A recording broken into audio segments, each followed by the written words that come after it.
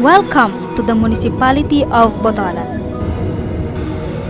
Botolan was established in 1819. This town was named after the abundant kind of banana plant with sweet seedy fruit called botoan, which was found along the western bank of the brook, which is now the eastern boundary of the town.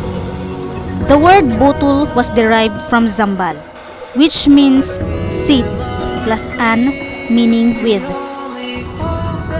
The municipality of Botolan lies at the central region of the province of Zambales. It is bounded on the north by Ibang, the capital town of the province, on the south by the municipalities of Cabangan, San Marcelino, and San Felipe, on the east by the province of Pampanga and Tarlac, and on the west by the South China Sea.